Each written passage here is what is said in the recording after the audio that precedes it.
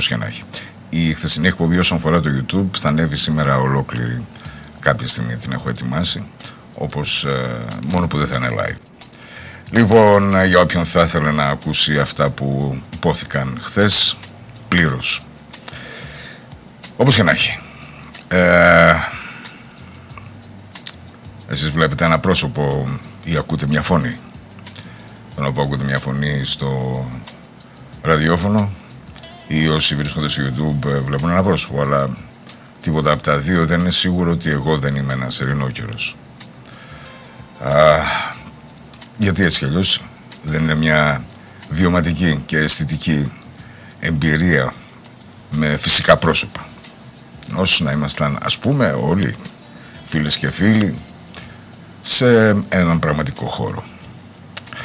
Πριν πω όμως στο σημερινό θέμα, και δεν μπορώ να μην πω ότι σε αυτήν εδώ την εκπομπή, όπως πιθανά και κάποιοι άλλοι άνθρωποι, ήμασταν οι πρώτοι που αναφέραμε ότι έχει έρθει στο προσκήνιο η Τουρκία. Η Τουρκία μακριά και έξω από τις αντιλήψεις που έχουν τα πολιτικά κόμματα για αυτήν στην Ελλάδα, μέσα από την ομερτά όσον αφορά τα ζητήματα τα εθνικά. Είπαμε ότι η Τουρκία θα λειτουργήσει σαν αντίβαρο σε αυτό που υπάρχει μέσα από τις συμμαχίες που έχει αναπτύξει το Ισραήλ.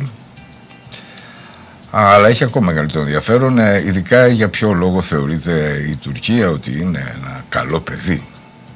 Λοιπόν, λέει, ας πούμε, λένε του New York Times ότι βοήθησε να μην βυθιστεί η Συρία στο χάος μετά την πτώση του Μπασάρ Αλ-Ασάντ το 2024. Δηλαδή δεν λέει το αυτονόητο ότι ο Μπασάρ Αλ-Ασάντ ανατράπηκε μέσω της συνεργασίας των ΗΠΑ, της Τουρκίας και του Ισραήλ, αλλά χρησιμοποιήθηκε ένας βραχίωνας που είναι αποκλειστικά τουρκικός και πολύ πιθανόν και μην είναι. Και θυμάμαι μια εκπομπή που είχα κάνει κάποτε με τον Κώστα τον Πικραμένο εδώ στο στούντιο και που συζητούσαμε όσον αφορά τον ίδιο τον Τζολανί, για το πόσο κοντά έχει περάσει από διάφορες μυστικές υπηρεσίες. Τέλος πάντων. Όμως, τα πράγματα αναδύονται δύσκολα και γρήγορα με προβλήματα για μας. Ξεκινήσουμε δηλαδή από την υπόθεση, μια γυμνή και ατόφια, όπως θα τη διατυπώσω. Η Τουρκία γίνεται το κέντρο του ΝΑΤΟ. Οι Ηνωμένες Πολιτείες εξοπλίζουν σαν τρελές την Πολωνία, αλλά δίνουν το χρήσμα της ηγεσίας στη Γερμανία. Η Γαλλία μένει απ' έξω, προσπαθώντας να παίξει τοπικά με την Ελλάδα και το Ισραήλ, και η Ουκρανία μετατρέπεται σε ένα πόλεμο της Ευρώπης και όχι των ΗΠΑ. Το ερώτημα δεν είναι αν η εικόνα αυτή είναι σωστή. Είναι πόσο βαθιά αντέχει. Και αντέχει αρκεί να δει κανείς ότι τα κομμάτια αυτά δεν είναι ξεχωριστά επεισόδια, αλλά αποτελούν από μόνο τους την αρχιτεκτονική, η οποία έχει βαφτιστεί από την ίδια τη συμμαχία με το όνομα ΝΑΤΟ 3.0. Δυστυχώς η κυβέρνηση Μητσοτάκη έχει μείνει πίσω με το Ελλάδα 2.0 και πρέπει να σας πω ότι η Τουρκία έχει ένα σχέδιο, έτσι το ονομάζει, Τουρκία 4.0. Δεν θέλω να φανταστώ πως θα είναι η Ελλάδα 3.0. Όπως και να έχει. Η Σύνοδο της Άγκυρας ακούγεται ψιθυριστά από τη Γενική Γραμματεία της Κομισιόν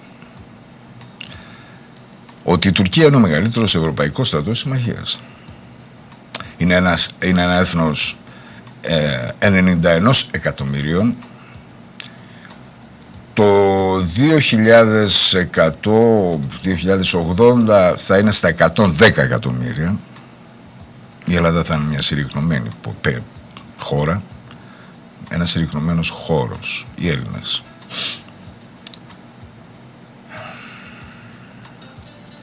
Με μια ραγδαία διωγγούμενη αμυντική βιομηχανία. Θα πρέπει να πούμε ότι το 80% των στρατιωτικών της αναγκών η Τουρκία τα καλύπτει μέσα από τις δικές της πολεμικές βιομηχανίες. Αυτό δεν πρόκειται βέβαια για φιλοφρόνηση, έτσι. Πρόκειται για μια παραδοχή ότι καθώς η Ουάσιγκτον στρέφει το βλέμμα της στον ειρηνικό, η Ευρώπη δεν μπορεί να κρατήσει ένα ανατολικό μέτωπο χωρίς την Άγκυρα. Το θεαματικό αυτοπροσδιορισμό της Συνόδου Συμμαχία 3.0, στρατηγική επανακίνηση, είναι ακριβώς αυτό που αποκωδικοποιεί και την όλη φάση, στιγμή, σύνοδο ή Συμμαχία 3.0. Το κέντρο όντως μετατοπίζεται. Το ζήτημα είναι ότι μετατοπίζεται προς ένα πυλώνα που η ίδια συμμαχία χρειάζεται περισσότερο από όσο τον εμπιστεύεται. Ο όρος λοιπόν 3.0 εννοείται ότι δεν είναι δικό μου έβριμα, είναι του Αμερικανού Υπουργού Πολέμου, του κ. Χέξεθ, ο οποίος τον εξστόμησε χωρίς καν να εξηγήσει ποιο ήταν το 1.0, ποιο ήταν το 2.0. Η αποκρυπτογράφηση είναι ομή. Το μέλλον του ΝΑΤΟ σημαίνει ότι η Ευρώπη πρέπει να κάνει πολύ περισσότερα και οι Ηνωμένες Πολιτείες να κάθονται και να βλέπουν από μακριά, χωρίς βέβαια να χάνουν τον έλεγχο των χαλινάριων. Ή τουλάχιστον έτσι μοιάζει. Η συμμαχία να διοικείται, να χρηματοδοτείται αποκλειστικά από τους Ευρωπαίους. Και εδώ αναγνωρίζουμε τον παλιό μας γνώριμο μηχανισμό. Αυτό που ονομάζουμε βάφτιση. Παίρνεις τη μετακύληση του βάρους, το φόρτωμα του κόστους στον ασθενέστερο εταίρο, στην υποχώρηση της υπερδύναμης και το ονομάζεις αναβάθμιση, τρίτη έκδοση, σαν να πρόκειται κάτι για λογισμικό, που μόλις πήρε κάποιο καινούριο αριθμό, κάποια καινούρια στοιχεία. Η γλώσσα της προόδου δίνεται με την πράξη της εγκατάλειψης. Ό,τι είναι δομικό βαφτίζεται φυσικό, ό,τι είναι υποχώρηση, και αναφέρουμε στην αποχώρηση των ΗΠΑ, βαφτίζεται ορίμανση. Πριν αντέξει η ανάλυση το βάρος στον αέρα, θέλουμε δύο ακριβώς πράγματα να πούμε. Πρώτον, ότι η επιχειρησιακή ηγεσία του ΝΑΤΟ, ο ανώτατος συμμαχικός διοικητής της Ευρώπης, ο ΣΕΣΟΥ, παραμένει εξορισμού Αμερικανός και σήμερα βέβαια είναι ο στρατηγός αεροπορίας Αλέξος Γκρίνκεβιτς, ο οποίος βέβαια ήταν ένα από τα μέλη της μυστικής εταιρείας Dialogue, που αποφασίζει και αποφάσισε από το 2006 για το πώς θα είναι ο κόσμος μας σήμερα. Και μπορώ να σας πω τώρα με βεβαιότητα ότι αυτοί οι άνθρωποι ήδη έχουν διαμορφώσει τους όρους για το πώς θα είναι ο κόσμος μετά από 20 χρόνια. Απλώς εμείς δεν το γνωρίζουμε. Απλώς εμείς θα πρέπει να αντιδρούμε και να επαναπροσδιοριζόμαστε, και αυτό δεν είναι κάτι που συμβαίνει σήμερα έτσι ξαφνικά. Είναι κάτι που συμβαίνει εδώ και δεκαετίες. Το χρήσμα προς τη Γερμανία λοιπόν δεν είναι το τιμόνι της διοίκησης, είναι το χρήσμα του πορτοφαλιού, του εργοστασίου, τα 800 δισεκατομμύρια του γερμανικού επαναξοπλισμού, εδώ φτάσαμε, η βιομηχανική και χρηματοδοτική ραχοκοκαλιά. Και η εικόνα γίνεται εδώ πιο δυνατή από όσοι θα ήταν, θα λέγαμε, μια αρχική υπόθεση.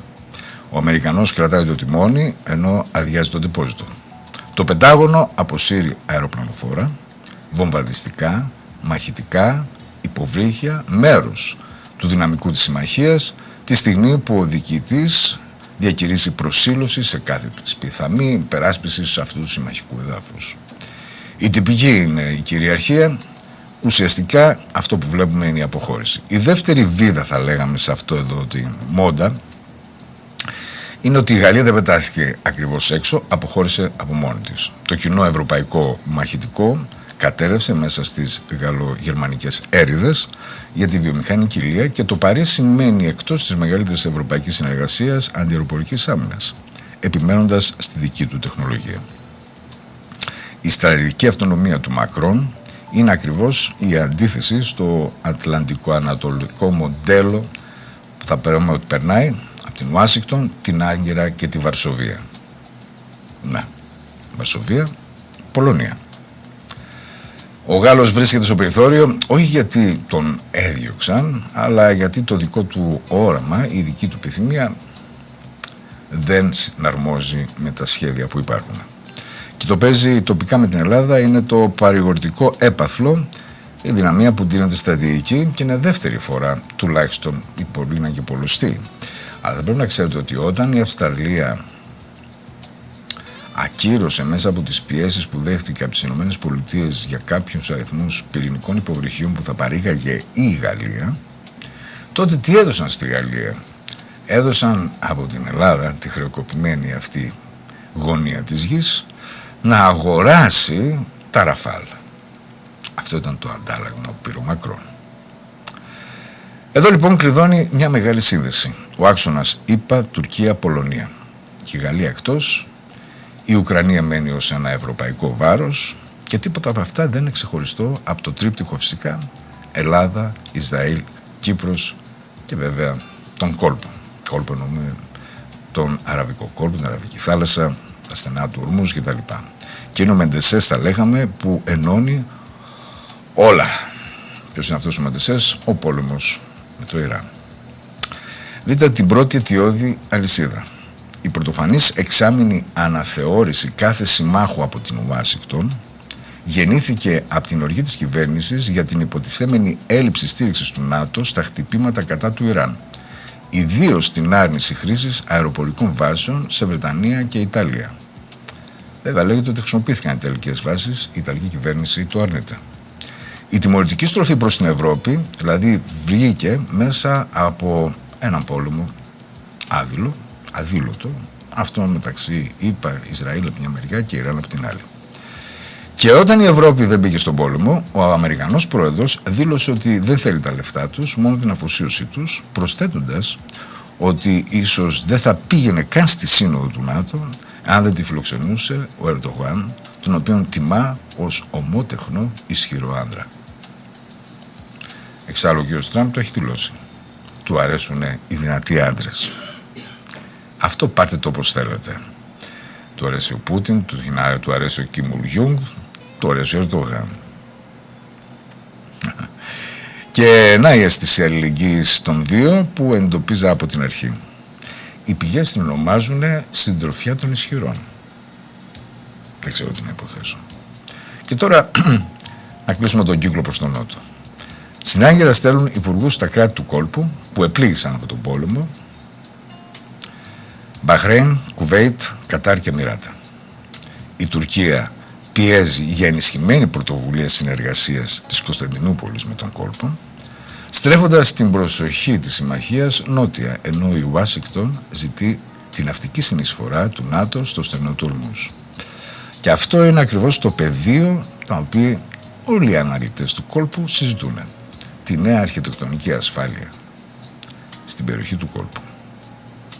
Η Τουρκία μπαίνει από την μπροστινή πόρτα του ΝΑΤΟ ως απαραίτητος νότιος πυλώνας τη στιγμή που η Αθήνα προσπαθεί να μπει από την πλαϊνή ως μεταφορέας Ισραηλινών συστημάτων, δογμάτων και αγωγών πληροφορίας. Στο ίδιο θέατρο είναι και οι δύο, αλλά από διαφορετική είσοδο. Και η αντίφαση γίνεται πλέον ρητή.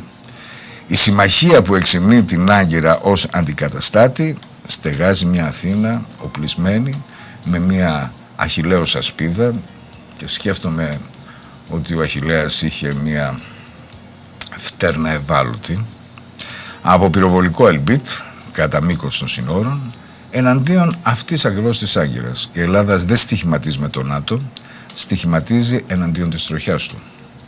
Ή μάλλον καλύτερα, είναι τοποθετημένη σε μια τέτοια γωνία όπου δεν μπορεί να πάρει καμία άλλη μορφή απόφασης, μιας και την φέρανε σε αυτό το σημείο, τουλάχιστον προς τη μήνυ. Ξέρετε, διαβάζω, πέρασα μπροστά μου ότι τις δηλώσεις του κυρίου Δένδια, η Ελλάδα θα είναι υπερδύναμη στα drones της Ευρώπης το 2030. Δεν ξέρω αν πρέπει να κλαίω ή να γελάω. Πάμε να συνεχίσουμε λοιπόν την ανάλυση μας. Η Ουκρανία και ο πόλεμος της Ευρώπης. Το δυνατότερο σημείο της αρχικής υπόθεσης επικυρώνεται, θα λέγαμε, χωρίς αμφισημία. Η Ουκρανία παραμένει η ευθύνη της Ευρώπης, που ήδη παρέχει πάνω από το 90% της στρατιωτικής και οικονομικής βοήθειας στο Κίεβο. Οι ΗΠΑ σταμάτησαν τη δωρεά μεταφορά όπλων, τα περνούν πάντα πλέον από ένα πληρωμένο μηχανισμό. Και το καρφί μετά τον πόλεμο κατά του Ιράν, η Ουάσιγκτον βγάζει πρώτα τις δικές της δυνάμεις, το Ισραήλ και τα κράτη του κόλπου στην αναπλήρωση πυράβλων αντιαεροπορικής άμυνας, σμπρώχνοντας το Κίεβο πιο πίσω από την ώρα. Διότι, όπως ξέρετε, το 60% των αποθεμάτων πυράβλων Patriot, ιστορίες και όλα αυτά εδώ έχουν εξαντληθεί. Και άμα σκεφτείς ότι μπορεί να πάρει και 7 χρόνια για να παραδώσει η Raytheon αυτά τα συστήματα. Οκ. Καταλαβαίνετε που βρισκόμαστε και εμείς. Τέλος πάντων. Το λέω αυτό γιατί ό,τι παίρνουμε το Ισραήλ, καταρχάς δεν είναι εκπληκτικά του Ισραήλ. Έχει αμερικάνικη τεχνολογία μέσα. Όταν παίρνεις ένα σύστημα, χρειάζεσαι και τους βαλιστικούς πυράβλους του. Αυτά που θα τα πετάξεις, ας πούμε, όταν θα έρχονται, δηλαδή αρκεί το σύστημα μόνο να εντοπίζει, πρέπει να στείλεις και κάτι. Λοιπόν, εδώ θα είναι το πρόβλημα. Όπως και να έχει. Ο πόλεμος κανιβαλίζει τον άλλον. Το ένα μέτωπο τρώει τον άλλον και η Πολωνία προσφέρεται να φιλοξενήσει τους 5.000 στρατιώτες που ο Αμερικανός πρόεδρος θέλει να αποσύρει από τη Γερμανία.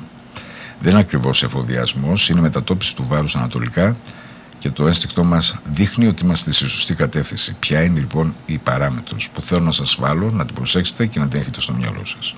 Γιατί η Πολωνία είναι ανάμεσα σε δύο ιστορικές της μιλόπετρες. Αν βάλουμε δίπλα-δίπλα 3 δεδομένα. Πρώτο, υπάρχει μια διπλή ιστορικά φορτισμένη λοιπόν έχθρα. Πολωνίας-Γερμανίας από τη μια, Πολωνίας-Ρωσίας από την άλλη. Πρέπει να σας πω ότι η Πολωνία δημιουργήθηκε μετά τον Πρώτο Παγκόσμιο Πόλεμο. Η μεγάλη άρνηση του Ναπολέοντα στο να δημιουργήσει την Πολωνία τη διαχώρισε με την Ρωσία. Αυτό που γνωρίζουμε πάντως σαν Πολωνία, έτσι. Λοιπόν, και ο πρώτος πόλεμος που κάνει η Πολωνία το 1919 ήταν με τους Ρώσους. Δεύτερον, οι ΗΠΑ εξοπλίζουν σαν τρελές λοιπόν την Πολωνία μετατρέποντάς την σε προκεχωρημένο φυλάκιο έναντι της Μόσχας.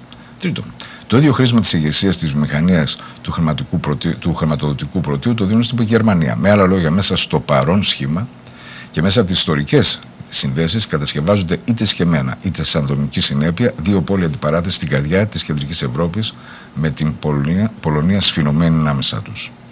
Η ιστορία έχει ήδη γράψει αυτό το σενάριο και 2 φορές μάλιστα. Στους διαμελισμούς λοιπόν, του 18ου αιώνα, Πρωσία και Ρωσία με την Αυστρία τρίτη, έζησαν την Πολωνία από το χάρτη, μοιράζοντας τη στο λάφυρο, και μετά το 1939 το σύμφωνο Μολότοφ-Ρίμπεντροπ διαμέλισε την Πολωνία ανάμεσα στο ναζιστικό Ράιχ και τη Σοβιετική Ρωσία, ανοίγοντας κυριολεκτικά την αυλαία του Δεύτερου Παγκοσμίου Πολέμου.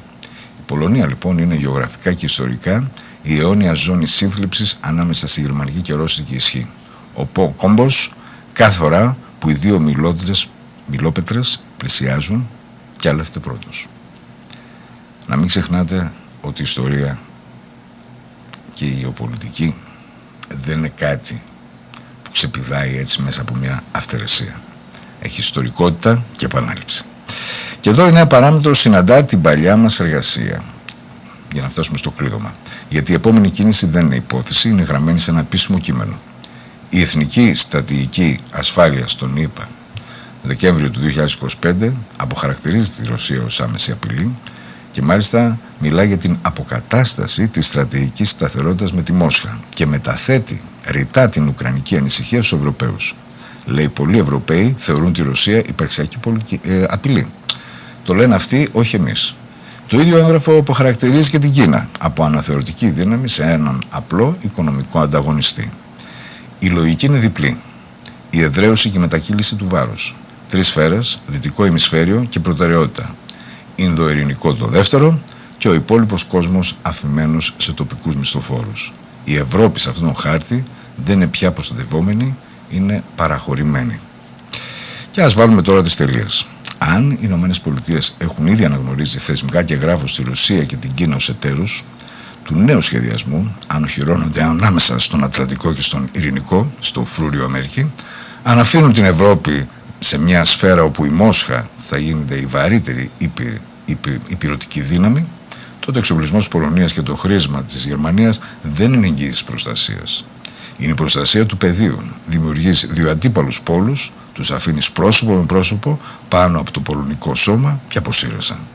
Το αποτέλεσμα, αν η τροχιά ολοκληρωθεί, είναι ανατριχιαστικά οικείο. Μια Πολωνία εκ νέου διαρρημένη ανάμεσα σε Ρωσία, ανάμεσα σε μια Ρωσία και Γερμανία, με μια Ρωσία κυρίαρχη της Ευρώπης, ακριβώς η γεωπολιτική που γέννησε ο Δεύτερος Παγκόσμιος Πόλεμος, μόνο που αυτή τη φορά χτίζεται ψυχρό, με συμβόλαια εξοπλισμών, δόγματα εθνικής ασφάλειας, αντί για άρματα τεθωρακισμένα, αεροπλάνα και διάφορα άλλα. Και αυτό το λέω σαν τροχιά, όχι σαν προφητεία, γιατί η ιστορία δεν είναι μηχανή, αλλά πεδίο. Όμως οι πόλεις στείνονται τώρα μπροστά στα μάτια μας και η γλώσσα 3.0 φροντίζει να μην τους δει κανείς για ό,τι να είναι. Ας ανακεφαλαιώσουμε λοιπόν τη γεωμετρία. Στην Άγκυρα το κέντρο μετατοπίζεται προς την Τουρκία. Όχι από εμπιστοσύνη, αλλά από ανάγκη. Το ΝΑΤΟ 3.0 βαφτίζει την υποχώρηση των Αμερικανών σε αναβάθμιση. Ο Αμερικανός κρατάει το τιμόνι πάνω σε ένα άδειο τεπόζιτο, στο οποίο το δίνεται στους Γερμανούς. Ο Γάλλος περιθωριοποιείται μόνος του. Ο κόρπος του Ορμούζ ράβει ένα καμβά στην Άγκυρα, στο κόλπο και στο Κίεβο. Η Ουκρανία φορτώνεται τους Ευρωπαίους και η Πολωνία στείνεται ως το επόμενο αμόνι ανάμεσα στη γερμανική και ρώσικη σφύρα. Πίσω απ' όλα ένα έγγραφο που ήδη έχει παραχωρήσει την Ήπειρο. Με μεγάλη διαίσθηση λοιπόν αντέχει ακέραια. Αυτές δεν είναι 5 ειδήσεις, είναι ένα γεγονός ειδωμένο από 5 παράθυρα. Η αυτοκρατορία η αμερικανική δεν καταραίει με πάταγο, αποσύρεται με μεθοδικότητα, αφήνοντας πίσω της προσεκτικά τοποθετημένους πόλους τριβής που θα κρατούν την ευρασία απασχολωμένη, ενώ το φρούριο κλείνει τις πύλες του. Και το χειρότερο δεν είναι η αποχώρηση αυτή καθ' αυτή. Είναι ότι μας τη σερβίρουν βαφτισμένοι σε μια ισχυρότερη συμμαχία, ώστε να χειροκροτούμε την ίδια στιγμή που στείνεται με ιστορικά υλικά το σκηνικό της επόμενης μεγάλης σύγκρουσης. Και εδώ η Ελλάδα, με τους τοπικούς μάγκες όπως είναι η Τουρκία, θα έχει δύσκολες μέρες. Αυτές ήταν οι σκέψεις μου λοιπόν, έτσι όπως διάβαζα σήμερα τις γενικώς τις ειδήσεις. Τώρα, ορεινό καιρός, θα ξεκινήσω από κάτι άλλο που σχετίζεται με το θέμα μας, το ορεινό καιρό. Βλέπω μια εκπομπή και πριν ανοίξουμε βιβλία φιλοσοφίας, ας ανοίξουμε, λέω, το ραδιόφωνο μιας ελληνικής δεκαετίας του 90, για να καταλάβετε όταν θα συζητήσουμε γιατί εγώ είμαι ορεινό καιρός και γιατί εσείς δεν είστε αυτό που νομίζετε, αλλά είστε αυτό που σας έφτιαξαν. Ακούγεται ένα ξένιαστο καλοκαιρινό σουξέ. Πάμε για τρέλες στις Σεϊχέλες. Ρίξτο. Αγαπητέ μου Θανάση. Αγαπητέ Αλέξανδρε. Λοιπόν, το τραγουδάει η Πολίνα, το συντραγουδάει, το σιγοτραγουδάει όλη η χώρα στις παραλίες και τα πανηγύρια και κανείς δεν αναρωτιέται το προφανές. Γιατί στις Σεϊχέλες? Πώς βρέθηκε ένα σύμπλεγμα νήσων του Ινδικού ωκεανού ανατολικά της Αφρικής μέσα στο ελληνικό ρεφρέν? Το εντοπίσαμε? Ρίξτε το.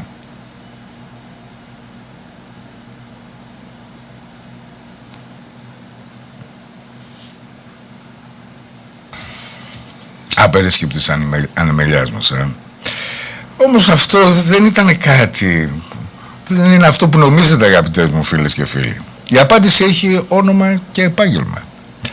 Το όνομα είναι ο Κώστας ο Πιλαδάκης. Ο γνωστός Κώστας Πιλαδάκης, από τη συνεργασία του με τον Ρέμο στα καζίνο της Ζάμπιας, στα καζίνο του Ρίο, της Κέρκυρας, της Ξάνθης. Εκείνη την εποχή λοιπόν με ένα φίλο του έχει ένα βίντεο κλαμπ, κάνει παραδόσεις κατοίκων και βάζοντας ταμπέλα στο μαγαζί του επιστρέφω αμέσως. Το ταλέντο του λοιπόν έχει εντυπωσιάσει τον Τάσο τον Πανταζόπουλο της οικογένειας που είχε αναλάβει την αντιπροσωπεία των μικρών μεταλλικών αυτοκινήτων της Matchbox και εκείνος του προτείνει να αναλάβει τις πωλήσεις μιας αεροπορικής εταιρείας από τις Σεϊχέλες. Μόνο που οι Σεϊχέλες ήταν τότε για τους Έλληνες ένας άγνωστος προορισμός. Ζήτημα αν υπήρχαν 200 ταξιδιώτες το χρόνο για να πάνε εκεί. Ο Πιλαδάκης δηλαδή είχε πουλήσει θέσεις για ένα μέρος που δεν το φανταζόταν και δεν το επιθυμούσε κανένας, γιατί σχεδόν κανείς δεν το είχε φανταστεί.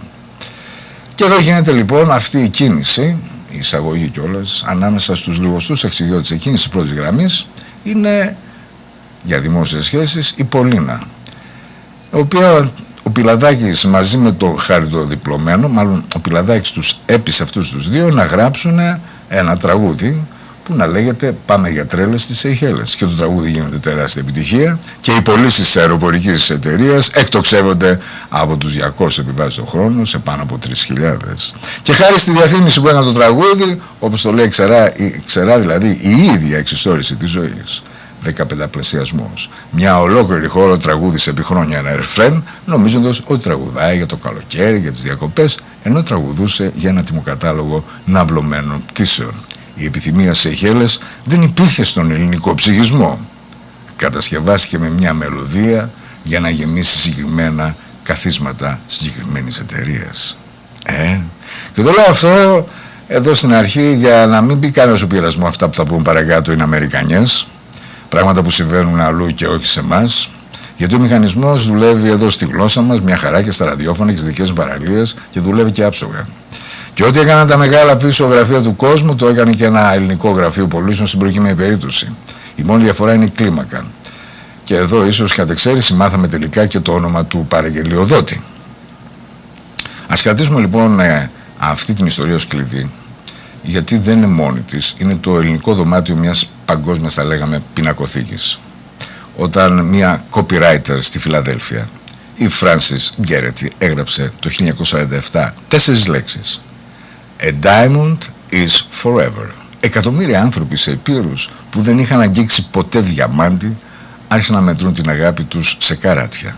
Στην Ιαπωνία, όπου το έθιμο δεν υπήρχε καν κατά διάνοια, φυτεύτηκε ολόκληρο μέσα σε 14 χρόνια. Όταν ένα πολυκατάστημα του Σικάγου θέλησε απλώς να γλιτώσει το κόστος των χριστουγεννιάτικων φυλάδιων που χάριζε στα παιδιά, ένας κειμενογράφος καταλόγων έγραψε το Ρούντολφ.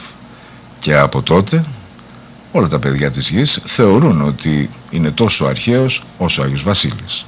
Όσο αφορά για τα διαμάντια, η χρηματοδότηση έγινε από τους De Beers στη γνωστή ταινία Diamonds are Forever, James Bond. Ακριβώς έτσι, φίλες και φίλοι μου. Και όταν ένα εργοστάσιο ελαστικών θέλησε να φθύρονται περισσότερα λάστιχα, χάρισε στους Γάλλους οδηγούς έναν οδηγό εστιατορίων. Τα αστέρια της Μισελέν, το ιερότερο σύμβολο της γαστρονομίας, γεννήθηκε στο λογιστήριο. Έτσι, για να φθύρονται τα λάστιχα των αυτοκινήτων, σε αυτές τις ατελείωτες αποστάσεις πρέπει να διανύσει ο κάθε ένας από όλους αυτούς για να πάει σε αυτά τα σπουδαία εστιατόρια που είχαν τις βαθμολογίες ότι ήταν το αστέρι της Μισελέν.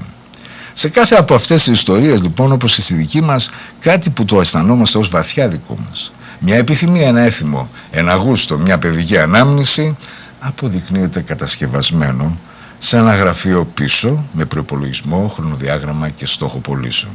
Και τότε το ερώτημα πάβει να είναι εμπορικό και γίνεται εντολογικό. Αν η επιθυμία μου για τις Σεϊχέλες γράφτηκε σε ένα γραφείο πωλήσεων, ποιος επιθυμεί όταν επιθυμώ? Αν οι παραδόσεις μου έχουν αριθμό παρτίδας, ποιος θυμάται όταν θυμάμαι? Δεν είσαι, λέει ο τίτλος μας, είσαι αυτό που σε φτιάχνουνε. Και απόψε θα πάρουμε αυτή τη φράση στα πολύ σοβαρά. Θα ακούσουμε λοιπόν τους στοχαστές έτσι, μέσα στην εκπομπή μας, που είδανε κάτι περισσότερο και να ψάξουμε και αν υπάρχει κάποια χαραμάδα εξόδου. Η μέθοδός μας δεν είναι αυτή που υπηρετεί πάντα την εκπομπή, αλλά είναι αναγκαία. Οι πρώτοι που διατύπωσαν λοιπόν, φίλες και φίλοι, δεν ήταν επικριτές του συστήματος, ήταν η μηχανική του. Αυτό το ότι δεν είσαι, αλλά είσαι αυτό που φτιάξαμε. Ο Walter Lieberman στο Κοινή Γνώμη του 22 παρατήρησε λοιπόν, και προσέξτε το, θέλω να το κλείσετε τα μάτια και να το δείτε τι λέει. Ο σύγχρονος πολίτης δεν ζει στον κόσμο, αλλά σε ένα ψευδοπεριβάλλον. Σε εικόνες μέσα στο κεφάλι του που του τις προμηθεύουν οι άλλοι. Ο κόσμος είναι πολύ μεγάλος, πολύ σύνθετος, πολύ μακρινός για να τον ελέγξει η άμεση εμπειρία. Ζούμε από δεύτερο χέρι. Και όποιος ελέγχει την προμήθεια των εικόνων, αδελφές μου, αδελφοί μου, κυβερνά. Και ο Λίμπερμαν έδωσε την διαδικασία αυτή όνομα, κατασκευή της συνένεσης, και προειδοποίησε ότι με τα νέα μέσα η κατασκευή αυτή θα γινόταν τεχνική, επάγγελμα, βιομηχανία. Ξαναλέω τι είπε. Ο κόσμος είναι πολύ μεγάλος, πολύ σύνθετος, πολύ μακρινός για τον ελέγξει άμεση εμπειρία. Ότι ζούμε σε ένα ψευδοπεριβάλλον με εικόνες που είναι φτιαγμένες και μας τις έχουν προμηθεύσει άλλοι. Και ο Έντουαρντ Μπερνέις, ο ανιψιός του Φρόιντ, πήρε την προειδοποίηση και την έκανε επαγγελματικό εγχειρίδιο στο βιβλίο «Η Προπαγάνδα» που γράφει ανοιχτά το 1928. Δεν το ψιθυρίζει, το διαφημίζει. Ότι η συνειδητή και έντεχνη χειραγώγηση των συνηθιών και των γνωμών των μαζών είναι κεντρικό στοιχείο μιας δημοκρατικής κοινωνίας και ότι όσοι χρειάζονται αυτό το μηχανισμό συγκροτούν μια αόρατη κυβέρνηση, την πραγματική άρχουσα δύναμη της χώρας, και το απέδειξε στην πράξη με τον τρόπο που έχουμε δει σε άλλα επεισόδια. Έβαλε τις γυναίκες να καπνίζουν βάζοντας ένα τσιγάρο ανάμεσα στα δάχτυλά τους, έκανε μια πορεία που ονομάστηκε ο Πυρσός της Ελευθερίας, παρέλαση του Πάσχα το 29, και έστρωσε το αμερικάνικο τραπέζι με μπέικον μέσω μιας έρευνας 4.500 γιατρών που συνιστούσαν ότι το πλούσιο πρωινό κάνει καλό. Έτσι μπήκε το μπέικον στο πρωινό, γιατί έπρεπε να λειτουργήσει η βιομηχανία των χείρων. Και όταν η Lucky Strike δεν ήθελε να αλλάξει το χρώμα του πακέτου της γιατί ήταν μεντόλ και ήθελε το έφτιαξε για τα γυναικεία χέρια και τη γυναικεία γεύση, αποφάσισε να φτιάξει έτσι τα μεντόλ. Παλιά υπήρχαν και εδώ στην Ελλάδα.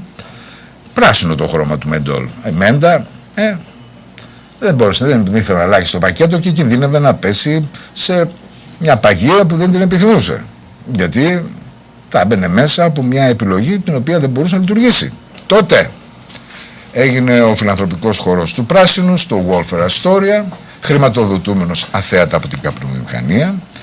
Την επόμενη μέρα οι εφημερίδες έγραψαν ότι το πράσινο επιλέχθηκε ως θέμα του χορού, επειδή ήταν το αγαπημένο χρώμα της σεζόν. Μπήκε μέσα η Coco Chanel και το έκανε να είναι το πράσινο το χρώμα της εποχής στα ρούχα τα γυναικεία. Παρουσίασαν ως αιτία του γεγονότος αυτό που ήταν το αποτέλεσμά του. Και κρατήστε αυτή τη μικρή πρόταση των Time της εποχής εκείνης, γιατί είναι το κλειδί για όλους θα ακολουθήσουμε. Το πρώτο θεώρημα της απόψινής μας λοιπόν εκπομπή είναι: συνένεση δεν προϋπάρχει της εξουσίας. Παράγεται από αυτήν βιομηχανικά. Και η επιθυμία δεν προϋπάρχει της αγοράς. Παράγεται από αυτήν κατά παραγγελία.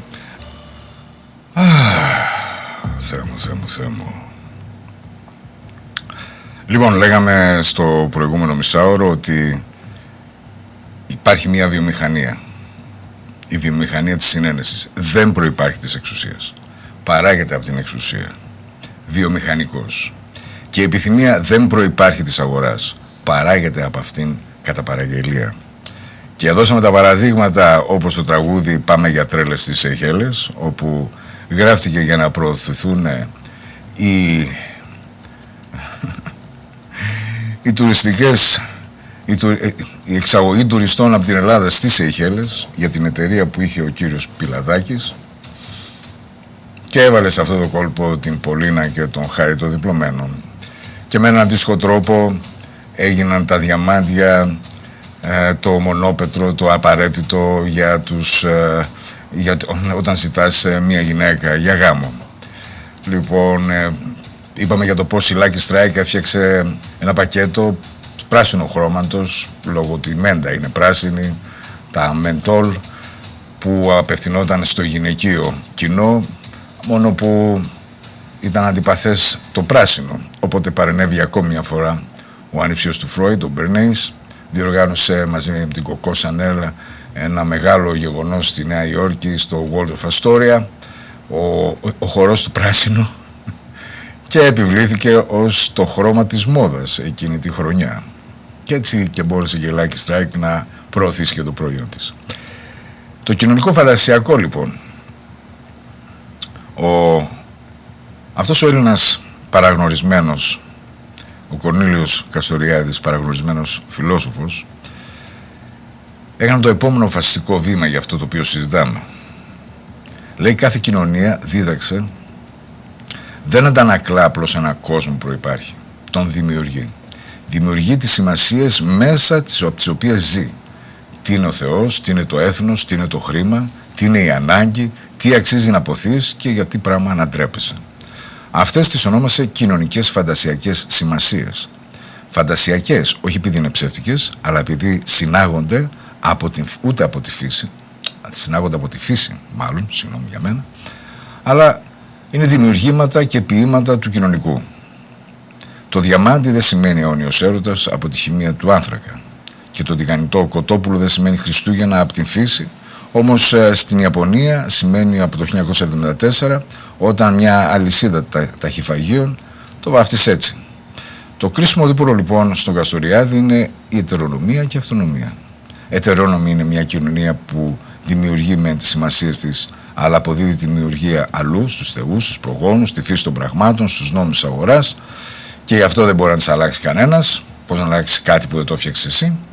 Είναι οι νόμοι φτιαγμένοι από άλλους για να ζήσει μια κοινωνία. Και αυτονομία είναι μια κοινωνία που ξέρει ότι οι θεσμοί και οι σημασίες της είναι δικό της έργο και τολμά να ξανασκεφτεί με διάβγεια. Όλη η ανθρώπινη ιστορία, έλεγε, είναι η ιστορία αυτής της πάλης. Η κοινωνία που κρύβεται ή κρύβει από τον εαυτό της ότι αυτοθεσμίζεται απέναντι στις σπάνιες αυτές τις στιγμές, όπως είναι η Αθηναϊκή πόλη και τα νεότερα ή τα νεωτερικά κινήματα που το ομολογούν. Δείτε τώρα πίσω από το γραφείο και υπό το φως. Οι ιδιωτικοποιοί το θεσμίζουν φαντασιακό. Η ικανότητα της κοινωνίας να δημιουργεί σημασίες, την η αγάπη, την η γιορτή, την ελευθερία, την ωραίο το σώμα, την το σωστό πρωινό, αποσπάται από τον Δήμο, ανατίθεται εργολαβικά σε γραφεία με πελάτες. Και ύστερα η προέλευση σβήνεται επιμελώς. Το κατασκευασμένο βαφτίζεται ως φυσικό, αρχαίο, αυθόρμητο, παράδοση. Αυτό που στην εκπομπή μας ονομάζουμε βάφτιση είναι ακριβώς ο μηχανισμός με τον οποίο η ετερονομία ανανεώνεται στη σύγχρονη εποχή. Δεν λέμε πια έτσι το θέλουν οι θεοί, λέμε έτσι είναι η μόδα. Έτσι γιορτάζαμε πάντα. Έτσι λειτουργεί η αγορά. Ο Θεός των Χριστουγέννων μας κατοικεί σε ένα διαφημιστικό φυλάδιο πολυκαταστήματος του 1939 και δεν το ξέρουμε. Αυτή είναι η ετερονομία με άρωμα κανέλας. Το ακριβέστερο εργαλείο για να δούμε αυτή τη βάφτιση εν ώρες εργασίας μας το έδωσε ο Ρολάν Μπάρτς στις μυθολογίες του 1957. Γραμμένας, δεν είναι τυχαίο, πάνω στις διαφημίσεις, τα περιοδικά και τα θεάματα της γαλλικής μεταπολεμικής αυθονίας. Ο μύθος, έγραψε, είναι ο λόγος που μετατρέπει την ιστορία σε φύση.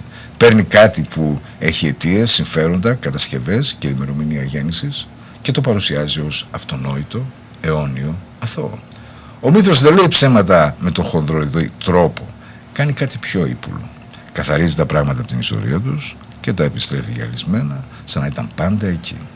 Η φυσικοποίηση ονομάστηκε βιβλιογραφία. Η πρόταση των Times για το πράσινο ως αγαπημένο χρώμα της σεζόν είναι εγχειρίδιο Μπάρτ πριν από τον Μπάρτ. Γιατί εξαφανίστηκε, το αποτέλεσμα βαφτίστηκε αφετηρία και ο αναγνώστης έμεινε με ένα αθώο γούστο της εποχής εκεί που δούλεψε σε ένα γραφείο με προϋπολογισμό. Και η ιστορία του Jaywalking είναι ο χωριάτης. Οι δρόμοι πριν κυριαρχηθούν από τα αυτοκίνητα αρήκαν στους ανθρώπους. Αλλά η έλευση αυτοκινήτων κατέστησε το να περπατάς στον δρόμο όπως παλιά ίσχυε, όχι στα πεζοδρόμια, στον δρόμο, ήρθε και ανέτρεψε αυτό που ίσχυε.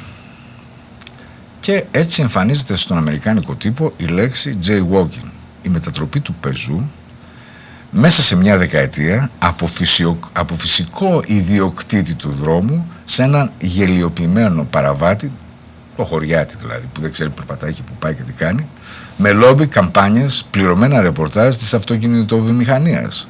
Μας θυμίζει λοιπόν ότι δεν φυσικοποιείται μόνο η επιθυμία, φυσικοποιείται και η ενοχή. Το ποιος φταίει όταν το προϊόν σκοτώνει, αυτό είναι μια άλλη σημασία. Και αυτό κατασκευάζεται. Και το 1967 ένας μοναχικός και αδιάλακτος Γάλλος, ο Γκί Ντεμπόρ, συμπίκνωσε τη διάγνωση σε ένα βιβλίο χήμαρο από θέσεις. Στις κοινωνίες όπου κυριαρχεί ο σύγχρονος τρόπος ζωής, η ζωή παρουσιάζεται ως μια απέραντη συσσόρευση θεαμάτων. Ό,τι κάποτε βιωνόταν άμεσα έχει απομακρυνθεί και έχει γίνει μια αναπαράσταση. Και το θέαμα, διευκρίνησε, δεν είναι ένα σύνολο εικόνων. Είναι μια κοινωνική σχέση ανάμεσα σε ανθρώπους με διαμεσολάβηση της εικόνας. Με άλλα λόγια, δεν αγοράζεις πια το πράγμα, αγοράζεις την εικόνα του εαυτού σου με το πράγμα. Σκεφτείτε το αυτό στην εποχή μας, στις μέρες μας, και σκεφτείτε το ο καθένας τον εαυτό του. Η πινακοθήκη λοιπόν έχει πάρα πολλές αποδείξεις. Ποιος δεν ξέρει την BMW Z3. Αλλά κανείς δεν σκέφτεται ότι στο GoldenEye δεν πουλήθηκε σαν αυτοκίνητο, πουλήθηκε ως δικαίωμα να δανειστείς για λίγο το βλέμμα του James Bond και να φανταστείς τη δική σου καθημερινή διαδρομή ως μια αποστολή. Ναι. Το κινητό της Nokia στο Matrix δεν ήταν συσκευή, ήταν πύλη απόδρασης από ένα κόσμο φυλακή. Και προσέξτε την τέλεια αναστροφή-αντιστροφή. Η ίδια η φαντασία της απόδρασης από ένα σύστημα που έγινε προϊόν του συστήματος, το οποίο μας έχει φυλακίσει. Με τη Samsung να βγάζει στο sequel κανονικό κινητό αντίγραφο των τηλεφώνων της ταινίας. Το θέαμα πουλάει κάτι ακόμα και την έξοδο από το θέαμα. Και το Fire Festival του 2017 είναι το φαινόμενο με χημικά, με καθαρή μορφή.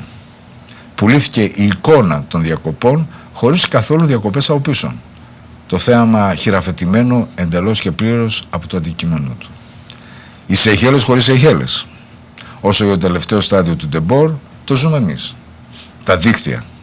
Ο καθένας έγινε παραγωγός του θεάματος, του εαυτού του. Βιτρίνα και εμπόρευμα ταυτόχρονα. Σκηνοθέτης και έκθεμα, όπως είμαι εγώ αυτή τη στιγμή στα μάτια σας. 20 χρόνια πριν τον ντεμπόρ, δύο πρόσφυγες από την ναζιστική Γερμανία, ο Αντόρνο και ο Χόκχμαρ, κοίταξαν το Χόλιγουτ για το αμερικανικό ραδιόφωνο και είδαν κάτι που τους πάγωσε. Η κουλτούρα είχε γίνει βιομηχανία. Παρήγαγε τυποποιημένα αγαθά ψυχής, όπως το εργοστάσιο παράγει κονσέρβες με την ψευδαίσθηση της ποικιλίας, την καλύπτει ομοιόμορφα μέσα από ένα καλούπι. Και η γλώσσα μας διέσωσε την απόδειξη στο ίδιο το όνομα ενός είδους τηλεοπτικού. Soap opera, σαπουνόπερα. Το μελόδραμα που δεν το διέκοπτε κάποιο απορρυπαντικό, αλλά το έγραφε το απορρυπαντικό, αφού οι εταιρείες οικιακών προϊόντων χρηματοδοτούσαν και έπλασαν τα σύριαλ για να κρατούν την οικοκυριά κοντά στο ράφι. Έτσι ονομάστηκαν σαπουνόπερες, χρηματοδοτούμενες από εκείνο το ωραίο που έβλεπαν 29 κατασκευαστές συνιστούν skip. Δεν χωράει λοιπόν καθαρότερη απόδειξη ότι πίσω γραφείο νοικιάζει χώρο μέσα στην κουλτούρα. Όχι. Γράφει την ίδια την κουλτούρα. Και ο Μαρκούζε στον μονοδιάστατο άνθρωπο, το 1964, έδωσε στο φαινόμενο το ψυχολογικό βάθος με την έννοια των ψευδών αναγκών. Αναγκών που επιβάλλονται στο άτομο από τα ιδιαίτερα κοινωνικά συμφέροντα, που το δένουν στο μόχθο, στην επιθετικότητα, στην κατανάλωση, και που το άτομο τις υπερασπίζεται ως δικές του. Γιατί έτσι πια αναγνωρίζει μόνο τον εαυτό του στα εμπορεύματα που έχει αγοράσει. Βρίσκει την ψυχή του στο αυτοκίνητο και στο στερεοφωνικό του. Θα λέγαμε σήμερα στο κινητό και στο προφίλ του. Ο έλεγχος δεν χρειάζεται πια αστυνόμο, κατοικεί μέσα στην ίδια την επιθυμία. Και ο οικονομολόγος ο Τζον Κένεθ Καλμπρέιθ την ίδια εποχή το διατύπωσε με νηφαλιότητα ως αποτέλεσμα εξάρτησης. Η ίδια διαδικασία που παράγει τα αγαθά παράγει και τις ανάγκες που αυτά θα ικανοποιήσουν. Καταπληκτικό βιβλίο. Ήταν τα πρώτα που έχω διαβάσει ως σπουδαστής. Η παραγωγή δεν γεμίζει ένα κενό. Πρώτα το σκάβει μέσα μας και μετά το γεμίζει. Η πινακοθήκη μας επιβεβαιώνει με χρονολογική ακρίβεια. Πρώτα υπήρξε η υπερπαραγωγή πορτοκαλιών στην Καλιφόρνια. Ακούστε φίλες φίλοι. Και μετά ανακαλύφθηκε ότι το πρωινό θέλει χυμό. Γιατί αλλιώς τα πορτοκάλια σαπίζανε στους πορτοκαλαιώνες. Πρώτα αφευρέθηκαν τα μικρά σοβιετικά διαμάντια της Σιβηρίας, η Αλορόσα. Ξέρετε, η Ρωσία είναι επίσης από τους μεγαλύτερους παραγωγούς διαμαντιών. Δεν το ακούμε, γιατί διαχείριση το εβραϊκό στοιχείο. αλλά δεν πειράζει, που έπρεπε όμως να απορροφηθούν, και έτσι εφευρέθηκε το δακτυλίδι της αιωνιότητας για κάθε ώριμη αγάπη. Πρώτα ήταν στο στόκ και μετά στο συναίσθημα. Η ψυχή λοιπόν είναι η αποθήκη εκαθάρισης αποθεμάτων, εμπορικών προϊόντων και αγαθών. Και αυτός είναι ο μετασχηματισμός μας. Ήδη από το 1899 ο Βέμπλεμ είχε δει ότι ο πλούσιος δεν καταναλώνει για να ζήσει, αλλά για να δείξει. Επιδεικτική κατανάλωση. Την ονόμασε η σπατάλη ως γλώσσα κοινωνικής θέσης. Και ο Μποντιγιάρ στα τέλη της δεκαετίας του 60 το ριζοσπαστικοποίησε. Δεν καταναλώνουμε αντικείμενα, καταναλώνουμε σημεία. Η αξία που μετράει δεν είναι χρηστική ούτε καν ανταλλακτική. Είναι σημειακή. Τι λέει το αντικείμενο για μένα, που με κατατάσσει, από ποιους με ξεχωρίζει. Και η κατανάλωση είναι σύστημα ταξινόμησης. Γλώσσα που τη μιλάμε πλέον από τα σπίτια μας, ενώ πρώτα την έχουμε μιλήσει στις αγορές. Εκείνο το θιάσιμο in and out. Ποιος είναι in και ποιος είναι out. Όταν μας ξεβλάχευε ο Κωστόπουλος. Και τα ίδια σημερινά παραδείγματα αποκτούν την πλήρη τους ανάγνωση. Ο θερμός Στάνλεϊ επί ένα αιώνα είχε καθαρά χρηστική αξία. Ένα για πάντα. Το αντικείμενο λοιπόν κληρονομείται όταν ο αλγόριθμος το ξαναβάφτισε σημείο. Χρειάστηκε ξαφνικά 40. Ένα για κάθε χρώμα και διάθεση. Και η αυθαρσία του, ένα κύπελο που επέζησε από τη φωτιά του αυτοκινήτου και με τον πάγο του το έκανε άθικτο, έγινε διαφήμιση της ματαιοδοξίας. Και το λαμπούμπου σημείο σκέτο είναι, με ένα μηχανισμό κουλοχέρι κρυμμένο στο κουτί. Η σπανιότητα κατασκευασμένη με την απόφαση ενός διοικητικού συμβουλίου, όπως ακριβώς η De Beers κατασκεύαζε τη σπανιότητα του διαμαντίου, ελέγχοντας τη ροή. Η Sein, από εκεί που ψωνίζει πολλοί κόσμος, μετατόπισε την προγραμματισμένη απαξίωση. Την πατέντα της καρτέλας Phoebus, που όρισε το 1925 πόσες ώρες δικαιούται να ζήσει ένας λαμπτήρας, και το ύφασμα στο νόημα. Το μπλουζάκι δεν προλαβαίνει να λιώσει. Ξεμοδιάζει. Και ο θάνατος της τάσης σχεδιάστηκε πριν από τη γέννησή της. Και το τελευταίο σκαλί της κλίμακας του Μποντιγιάρ ανέβηκε στο Fire, το σημείο χωρίς κανένα πράγμα από πίσω. Πουλήθηκε μια καθαρή εικόνα και αγοράστηκε. Το πιο ενοχλητικό ερώτημα που θα του είχε θέσει ένας 20χρονος του 16ου αιώνα, ο Ντέλα Μποέσι, στο λόγο του περί εθελοδουλείας, ρώτησε το απλό και ανυπόφορο: πώς γίνεται ένας να εξουσιάζει εκατομμύρια? Και απάντησε: ο τύραννος δεν έχει άλλη δύναμη από αυτή που τη δίνουν οι ίδιοι υπηκόοι του. Το έχουμε πει αυτό το καιρό αρκετές φορές. Δεν χρειάζεται καν να το πολεμήσεις, αρκεί να πάψεις να τον υποβαστάζεις. Η δουλεία συντηρείται εθελοντικά από τη συνήθεια, από τα μικρά προνόμια, από τη λιμονιά, σκρολάρισμα, αν όχι η συνήθεια του Λεμποϊσί, με τη μορφή του αντίχειρα. Και ο Μπιουν Τσουλχάν, ο Κορεάτης φιλόσοφος του Βερολίνου, περιέγραψε τη σημερινή μορφή της εθελοδουλείας με τον όρο ψυχοπολιτική. Η εξουσία της εποχής μας, γράφει, δεν απαγορεύει, σαγηνεύει. Δεν λέει οφείλεις, λέει μπορείς. Δεν σε πειθαρχεί με το μαστίγιο, σε αφήνει να αυτοπραγματώνεσαι, και το υποκείμενο, νομίζοντας ότι εκφράζεται, ότι επιλέγει ότι είναι ο εαυτός του, αυτό εκμεταλλεύεται εθελοντικά, χωρίς ορατό εφέντη, κουβαλώντας το στρατόπεδο εργασίας στην τσέπη πλέον. Η ελευθερία η ίδια έγινε το εργαλείο της εκμετάλλευσης, και αυτή είναι η τελειότερη μορφή κυριαρχίας που επινοήθηκε ποτέ, γιατί δεν παράγει αντίσταση. Ποιος θα επαναστατήσει ενάντια στον εαυτό του? Και όταν η Σουζάννα Ζούμποφ συμπλήρωσε το λογιστικό μηχανισμό στον καπιταλισμό της επιτήρησης σε αυτό το βιβλίο, η ζωντανή εμπειρία, λέει, κάθε κλικ, κάθε δισταγμός, κάθε νυχτερινή αναζήτηση γίνεται δωρεάν πρώτη ύλη, συμπεριφοριακό πλεόνασμα που ραφινάρεται σε προϊόντα πρόβλεψης. Δεν πουλάνε πια εσένα, πουλάνε εσένα. Δεν πουλάνε πια σε σένα, πουλάνε εσένα.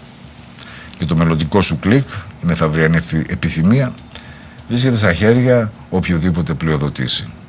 Και φυσικά εδώ δεν είναι και ο τεχνοφεουδαλισμός που συζητάμε εδώ τόσο καιρό σε αυτήν την εκπομπή.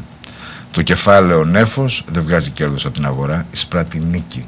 Από τη ψηφιακή γη που τη δουλεύουμε εμείς οι δουλοπάρικοι, πληρώνουμε το ενίκιο σε είδος.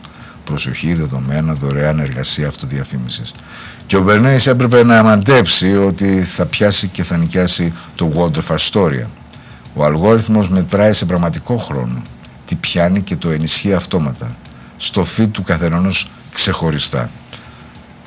Το πίσω γραφείο δεν υπάρχει πια, ούτε και γραφείο υπάρχει. Είναι μια συνάντηση βελτιστιοποίησης που τρέχει στο νευρικό μας σύστημα και ο χορός του πράσινου στο World of Astoria γίνεται δισεκατομμύρια φορές το δευτερόλεπτο, εξατομικευμένος, αόρατος, αδιάκοπος.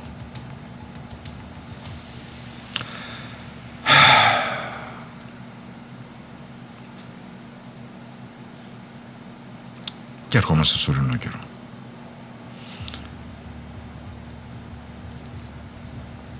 Γιατί εγώ είμαι ο ρινόκερος και εσείς δεν είστε αυτό που νομίζετε. Προσέξτε τι λέει ο Ιονέσκο. Πόσο σαδιστικός καταναγκασμός του σειρμού οδηγεί στη μοναξιά μέσα από τη μίμηση. Και δεν νομίζω ότι υπάρχει πιο κατάλληλη λέξη για να περιγράψει αυτό που συμβαίνει.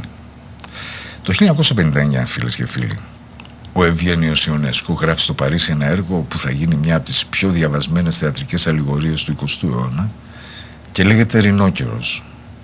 Σε μια επαρχιακή γαλλική πόλη τη βλέπουμε από τα μάτια του Μπερανζέ, ενός μέτριου, αμελούς, ινόφιλου, πότη δηλαδή υπαλλήλου, και αρχίζουν ξαφνικά να εμφανίζονται ρινόκεροι στους δρόμους. Στην αρχή ένας, μετά δύο, αυτά τα βλέπει ο Μπερανζέ. Μετά αρκετοί, στο τέλος όλοι οι κάτοικοι της πόλης μεταμορφώνονται σε ρινόκερους. Ένα προς ένα. Πρώτα ο Ζαν, ο φίλος του Μπερανζέ, μετά οι συνάδελφοι του γραφείου, μετά ο σπιτονικοκύρης, μετά ο διευθυντής και μετά ο έρωτάς του, η μεγάλη του αγάπη, η σύντροφός του, η Ντέζη, η αγαπημένη του. Στο τέλος του έργου ο Μπερανζέ είναι ο μόνος άνθρωπος που έμεινε. Στέκεται μπροστά στον καθρέφτη, κοιτάζει το πρόσωπό του, ντρέπεται για τη μη μεταμόρφωσή του. Προσπαθεί να γίνει κι αυτός ρινόκερος, φωνάζει σαν ρινόκερος, χτυπιέται στο πάτωμα, βρίζει τους ανθρώπους, αλλά δεν τα καταφέρνει. Παραμένει άνθρωπος. Στην τελευταία του ατάκα, την πιο διάσημη του έργου, λέει «Δεν παραδίνομαι». Ο Ιονέσκο έγραψε αυτό το έργο ως κριτική του ναζισμού, του σταλινισμού και κάθε μορφής μαζικού ολοκληρωτισμού. Ποιος δεν το σκεφτόταν ότι η ίδια δημοκρατία θα γινόταν κάποια στιγμή, ή η λέξη ελευθερία, μαζικός ολοκληρωτισμός μέσα από την ελευθερία αυτού που ονομάζεται ελευθερία των αγορών. Ο ρινόκερος είναι η αλληγορία της κοινωνικής μεταστροφής. Σε κρίσιμες ιστορικές στιγμές ολόκληρες κοινωνίες, όπως η δική μας, υιοθετούν ξαφνικά νέες ιδεολογίες, νέες ηθικές, νέες αναπαραστάσεις του εαυτού τους. Ο Μπερανζέ είναι ο τελευταίος άνθρωπος, αυτός που αρνείται, που μένει με τη συνείδηση στο όριο της τρέλας. Και επιχειρώ κάτι που ίσως ο Ιονέσκο θα μπορούσε να το φανταστεί. 60 χρόνια μετά τη συγγραφή του έργου του, η ίδια αλληγορία ισχύει ακόμα, αλλά με μια συγκλονιστική αντιστροφή. Η μεταμόρφωση που συντελείται σε αυτή τη σύγχρονη κοινωνία δεν είναι μεταμόρφωση σε όντα της αγέλης. Είναι η μεταμόρφωση σε όντα της μοναξιάς.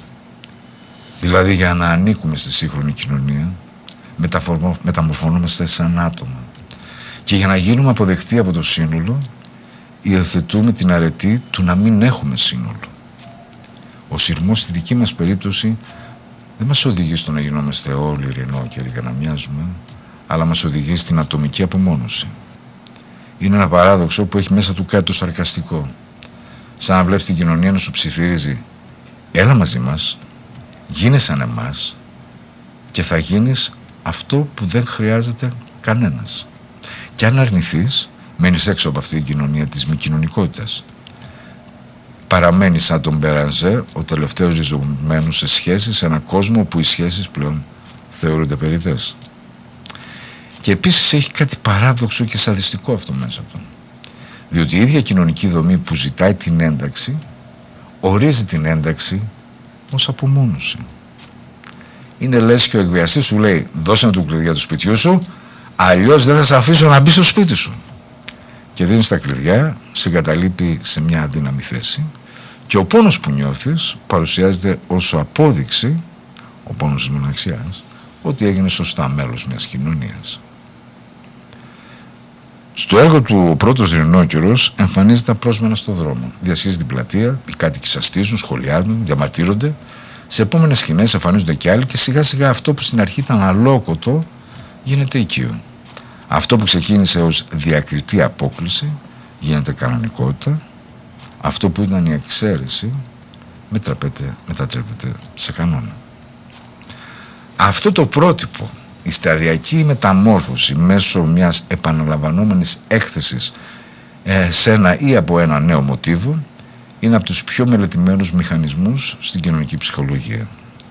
Ονομάζεται Mere Exposure Effect, αποτέλεσμα απλής έκθεσης. Όταν εκτίθεσαι αρκετές φορές σε κάτι, ακόμα κι αν αρχικά σου ήταν αρνητικό, αρχίζεις να το αποδέχεσαι. Στο τέλος, γίνεται να το προτιμάς. Αυτός ο μηχανισμός λειτουργεί τόσο σε προσωπικό όσο και σε κοινωνικό επίπεδο. Όταν μια κοινωνία βλέπει επανειλημμένα μια συμπεριφορά στις τηλεοράσεις, διαφημίσεις, στα βιβλία, στις ταινίες, στα κοινωνικά μέσα, αρχίζει και το θεωρεί κανονικότητα. Αυτό που ξεκίνησε ως καινοτομία γίνεται προεπιλογή.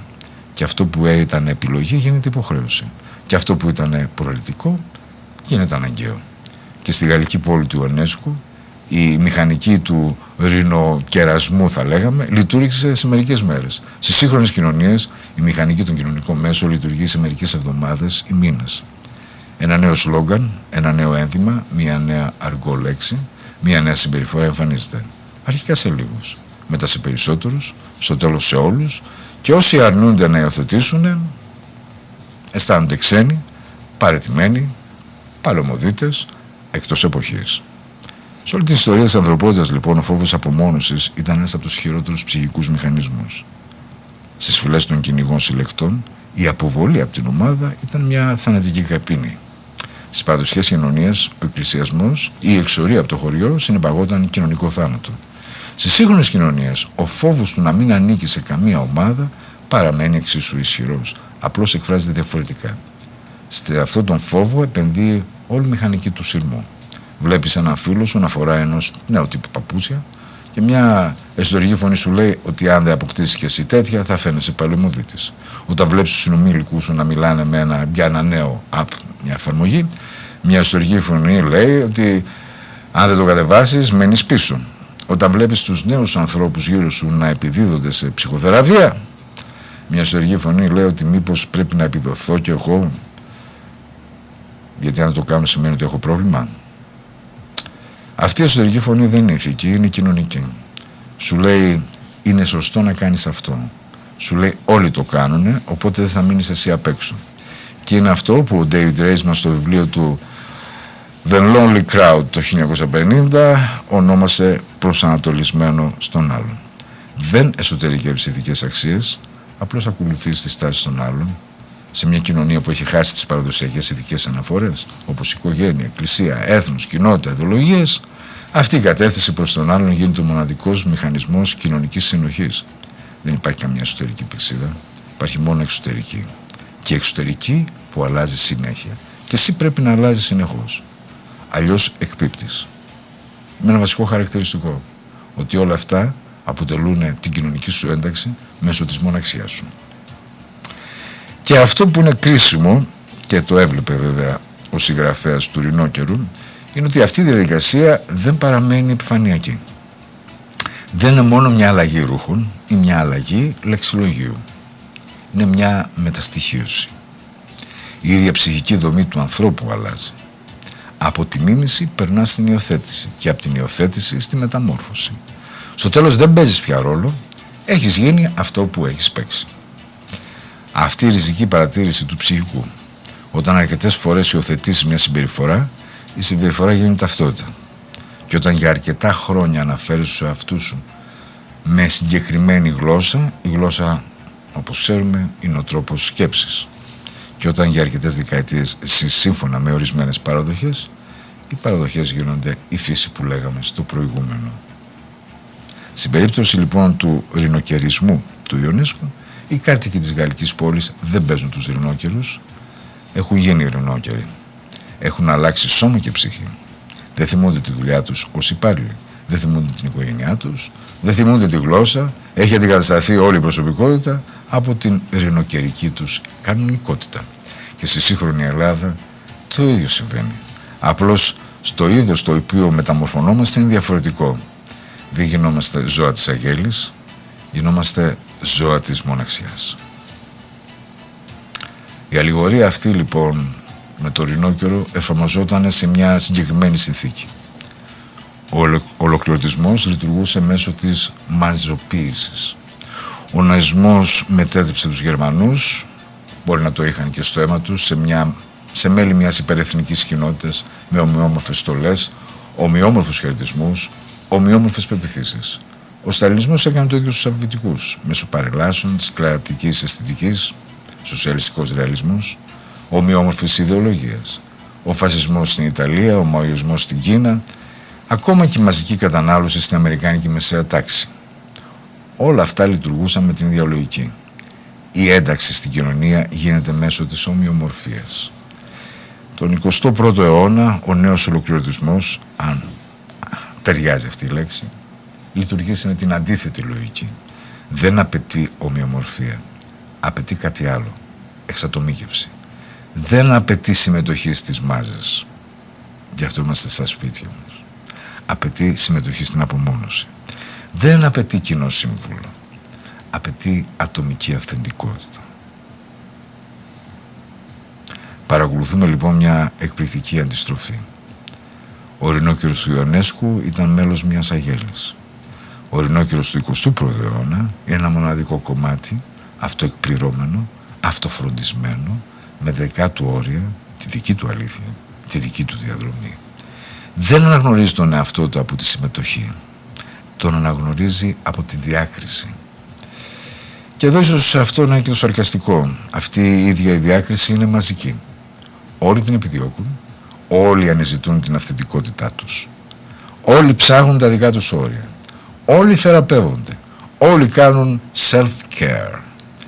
Είναι η ομοιόμορφη συμπεριφορά της εξατομίκευσης.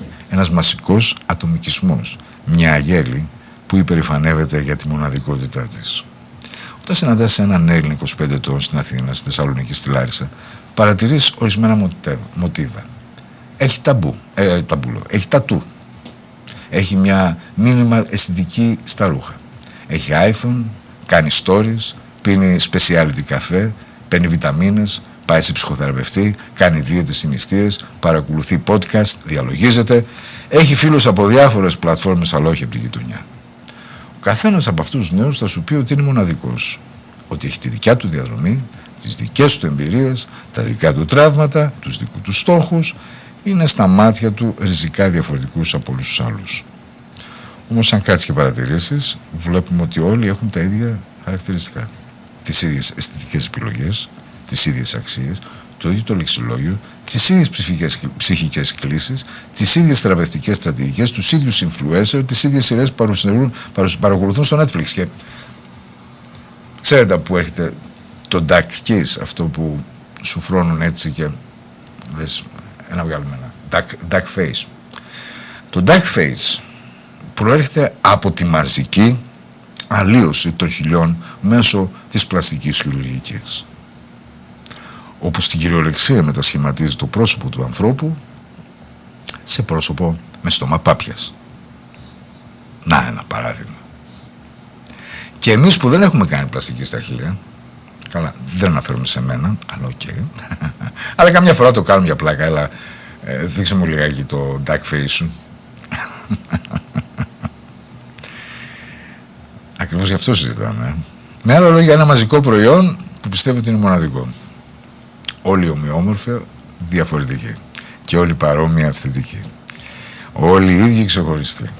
Είναι το μαζικό φαινόμενο της σύγχρονης εποχής. Αυτό το οποίο αρνείται να είναι μαζικό. Είναι τρέλα, θα μου πείτε. Αν κάποιος μέσα από τη μάζα ξεσπά την αλήθεια, όλοι είμαστε ίδιοι παρά τις διαφορές μας. Οι άλλοι αντιδρούν με δυσπιστία για προσβολή. Δεν είναι αλήθεια. Το αρνούμε. Εγώ είμαι μοναδικός. Εγώ έχω τη δικιά μου ιστορία. Εγώ έχω τα δικά μου τραύματα. Δεν με καταλαβαίνεις. Και αυτή η αδυναμία να δεις τη μαζικότητα της εξατομίκευσης είναι πιθανώς η πιο εκλεπτισμένη μορφή ψυχικού ελέγχου που έχει αναπτυχθεί ποτέ και είμαστε όλοι θύματά της. Διότι τα θύματα του ελέγχου πιστεύουν ότι είναι ελεύθεροι. Πιστεύουν ότι έχουν επιλογές. Πιστεύουν ότι είναι αυθεντικοί. Όταν στην πραγματικότητα ακολουθούν ένα πρωτόκολλο που έχει σχεδιαστεί για όλους ανεξαιρέτως, όπως βλέπαμε στο προηγούμενο μας μισάωρο. Οι Ειρηνόγεροι είναι εμφανείς στον Ιονέσκο. Με συγχωρείτε. Έχουν χοντρή επιδερμίδα. Έχουν κέρατα. Βαρύ σώμα. Αναγνωρίζονται με μια ματιά. Στη σημερινή εκδοχή οι Ειρηνόκεροι έχουν εξελιχθεί. Έχουν μάθει να κρύβουν τα κέρατά τους, παρουσιάζοντας αξιαγάπητοι, ευαίσθητοι, καλλιεργημένοι, καλά διαβασμένοι, μιλούν για συναίσθημα και αυθεντικότητα, έχουν boundaries, όρια δηλαδή, και red flags, κόκκινες σημαίες. Επιστρέφουν από την ψυχοθεραπεία με νέες εξηγήσεις για τις παλιές συμπεριφορές. Όμως μια προσεκτική παρατήρηση αποκαλύπτει τα κέρατα στις στιγμές της κρίσης, στις στιγμές που χρειάζεται να φερθούν με αφοσίωση στον άλλον, στο γονιό, στο σύντροφο, τον ξάδερφο, το φίλο. Όταν ο άλλος είναι αδύναμος και χρειάζεται φροντίδα. Όταν η σχέση γίνεται απαιτητική, τότε εμφανίζονται τα κέρατα. Τότε αναπτύσσεται το λεξιλόγιο της αυτοπροστασίας. Τότε επιστρατεύεται η αμυντική ατομικότητα. Δεν αντέχω την τοξικότητά της, την τοξικότητά του. Πρέπει να βάλω όρια. Αυτό μου ξυπνάει τραύμα. Δεν είναι δική μου ευθύνη. Πρέπει να φροντίσω πρώτα για μένα. Είναι συναισθηματικό βαμπύρ. Έχει στεγνώσει τη σχέση μας. Όλες αυτές οι φράσεις είναι στην ουσία εργαλεία αποστασιοποίησης. Είναι το λεξιλόγιο με το οποίο ο σύγχρονος Ειρηνόκερος δικαιολογεί τη μη αφοσίωσή του στους άλλους. Δεν έχει σημασία αν στο επιφανειακό επίπεδο μιλάει ευγενικά. Δεν έχει σημασία αν χαμογελάει. Δεν έχει σημασία αν στο Instagram δείχνει ότι είναι καλλιεργημένος. Τη στιγμή της αληθινής δοκιμασίας αναγνωρίζεις το σαρκώδες δέρμα, το βάρος του σώματος, τα κέρατα που σε αποκλείουν. Στην ψυχαναλυτική παράδοση ο σαδισμός δεν είναι μια απλώς ευχαρίστηση από τον πόνο του άλλου. Είναι μια πιο συνθετική, ψυχοδυναμική. Είναι ευχαρίστηση από τη δημιουργία του αδιεξόδου, από την εγκατάσταση του άλλου σε συνθήκη όπου ό,τι και αν επιλέξει θα υποφέρει. Ο σαδιστής δεν θέλει απλώς τον πόνο, θέλει απλό δέσιμο. Θέλει το θύμα του να μην έχει διέξοδο. Να γνωρίζει ότι κάθε πόρτα οδηγεί σε μια άλλη μορφή του ίδιου πόνου. Να μην μπορεί να αρνηθεί στον σαδιστή του, διότι η άρνηση είναι ένα σύστημα του σαδιστή και η σωστή απάντηση είναι η νέα τιμωρία. Και έτσι ερχόμαστε στους μηχανισμούς επιβολής. Σε αυτούς τους σαδιστικούς μηχανισμούς που μας έχουν επιβάλει αυτόν τον τρόπο ζωής, σκέψης, αντίληψης, συμπεριφοράς. Ποιοι είναι οι μηχανισμοί λοιπόν που μετατρέπουν τον σύγχρονο άνθρωπο στο Ειρηνόκερο της μοναξιάς? Ο πρώτος είναι ο γλωσσικός εκβιασμός. Ο πρώτος μηχανισμός είναι η γλώσσα. Όλο το σύγχρονο ψυχοθεραπευτικό λεξιλόγιο έχει κατασκευαστεί ώστε η αμοιβαιότητα να αποδίδεται σαν αρνητικό σημάδι και εξατομίκευση σε κάτι θετικό. Όταν φροντίσεις την οικογένειά σου, λες είμαι συναισθηματικά ένας εργαζόμενος συναισθηματικός, υπονοώντας ότι είναι ένα κουραστικό φόρτωμα. Όταν αρνείσαι να φροντίσεις, λες είναι περίοδος του self-care, υπονοώντας ότι αυτό είναι αρετή. Όταν στηρίζεις τον αδελφό σου, λες συνεξάρτηση το λένε, υπονοώντας μια παθολογία. Όταν λες μόνος σου, λες είμαι ανεξάρτητος και στηρίζομαι μόνος μου, υπονοείται οριμότητα. Αυτή η γλωσσική κατασκευή δεν είναι ουδέτερη. Είναι πολιτισμικά και πολιτικά φορτισμένη. Δεν χρειάζεται να σχεδιαστεί σε κάποιο σκοτεινό γραφείο για να λειτουργεί ως μηχανισμός επιλογής. Αρκεί να κάνει μια στάση, να ακούγεται σαν όριμη και η άλλη πλευρά να βλέπετε ή να θεωρείται ενοχική. Όποιος μιλάει αυτή τη γλώσσα εκπαιδεύεται σταδιακά να αξιολογεί τις σχέσεις του με ορισμένα κριτήρια. Και ο νέος Έλληνας του 2026 σχεδόν έχει αφομοιωθεί από αυτό. Δεν έχει εναλλακτική γλώσσα. Στις σχολές ψυχολογίας, στις σχολές των κοινωνικών επιστημών, στα κοινωνικά μέσα και στα βιβλία της αυτοβοήθειας, στις σειρές, στα podcast, εκτίθεται διαρκώς αυτή η ρητορική. Σε σπάνιες στιγμές που θέλει να εκφραστεί διαφορετικά, δεν έχει λέξη να το κάνει. δεν μπορεί να πει εύκολα «σήμερα φρόντισα τη γιαγιά μου και νιώθω συναισθηματικά γεμάτος». Η μόνη αποδεκτή φράση που προσφέρεται είναι «σήμερα έκανα ένα συναισθηματικό κάτεργο και νιώθω ότι με έχει στεγνώσει αυτό το πράγμα». Φυσικά, να μην παρεξηγηθώ, υπάρχουν οικογένειες που τραυματίζουν, υπάρχουν σχέσεις που εξευτελίζουν, υπάρχουν γονείς, σύντροφοι, συγγενείς και φίλοι που μετατρέπουν τον δεσμό σε μηχανισμό κυριαρχίας. Σε αυτές τις περιπτώσεις η απομάκρυνση δεν είναι ιδεολογία, είναι μια μορφή αυτοδιάσωσης. Το πρόβλημα αρχίζει όταν η εξαίρεση γίνεται γενική γλώσσα, όταν κάθε δυσκολία βαφτίζεται σε τοξικότητα και όταν κάθε υποχρέωση βαφτίζεται σε κάτεργο, όταν κάθε στενή σχέση ερμηνεύεται ως συνεξάρτηση, πιθανή παθολογία. Εκεί δεν μιλάμε πια για προστασία από την κακοποίηση. Μιλάμε για τον πολιτισμό που έχει φτάσει ή που έχει αρχίσει να φοβάται τον ίδιο τον δεσμό.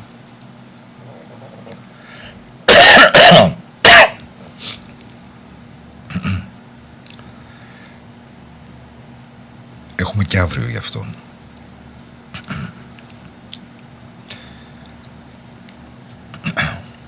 Παιδί μου. Κόλλησε ο λαιμός. Λοιπόν, φίλες και φίλοι,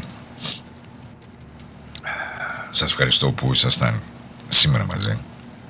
Νομίζω ότι ανοίξαμε ένα ωραίο δρόμο.